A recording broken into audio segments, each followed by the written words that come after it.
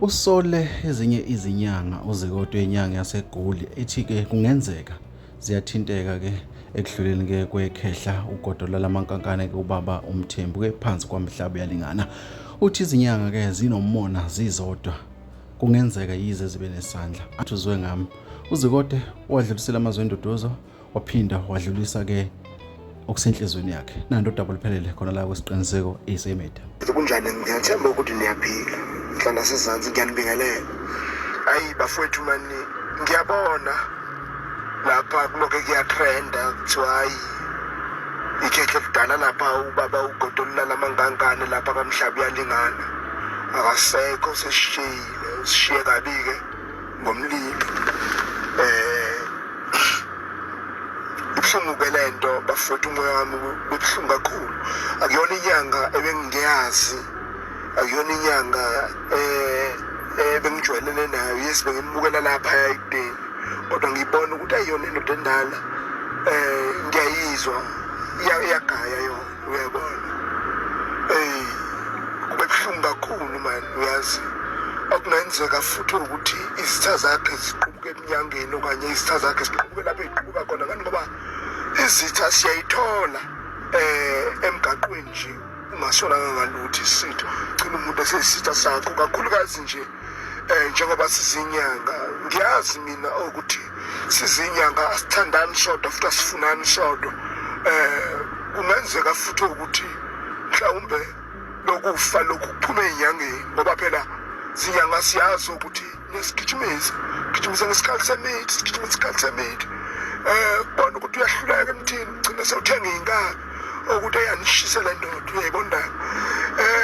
Bafowethu, anything can happen, ngani ngoba kukancane ukuthi-ke na your client olisizayo mawusiza ngokweqiniso, kukancane ukuthi-ke na lingathatha umlilo liwubhekise kuwe, uyabona. Ingakho ngithi mina no, le nto ngiyayisolela lapha enyangeni.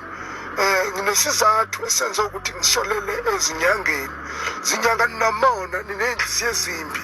Nazi ukuthi eninyanga mayiphumelela akukho right, kahle kahle umuntu okumele aphumelele la wena, umuntu okumele akhulume izinto zenzeke la wena. Engani ngikhuluma ngami nje mina, ngiyazi nani South Africa niyazi, uyabona, niyazi.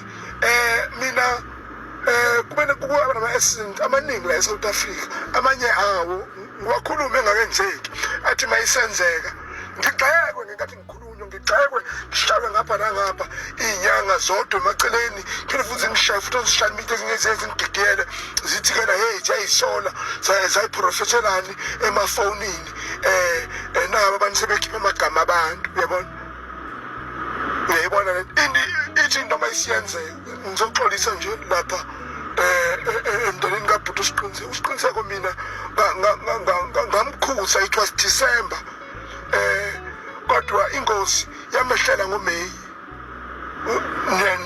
Niyangishwa ithi amayisimehlele ingozi, akakho ongazange eSouth Africa ukuthi-ke uZikode wayisho lento. Kodwa zinyanga ngifuna ukunitshela amanga, nayinyathela ngey'nyawo nawadla nje amadlame ekuqaleni sekugcineni, uyayibona ndaba. Nangafuna nokuthi kukhulunywe ngayo. Umuntu owangifonela mina uyedwa, uDlamini Mzimba uKhanimali, wathi uZikode wayikhuluma into eyenzeka ngempela, uyabona.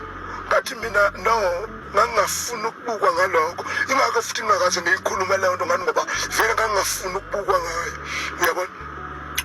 Ngisho kuzolinyazwa umfowethu uDubula Mbatha ngayikhuluma le nto, uyayibona ndaba. Gcina manje sewugcina sewusaba ukuprofetha izinto on social media, ngani ngoba ezinye zezinto mangabe sezenzeka ungazugcina nawe sewusole, kanti no, isiphiwo nje owazalwa nazo. Khulumani phela zinyanga, anizange nize niyicindezele ngey'nyawo. Waqhamuka umuntu wasempumalanga waqhamuka nesikhwama, wasibeka la isikhwama, wathi-ke na ngithe mina uzongenela u-500,000, ngathatha u-35,000 wakhe, yabona.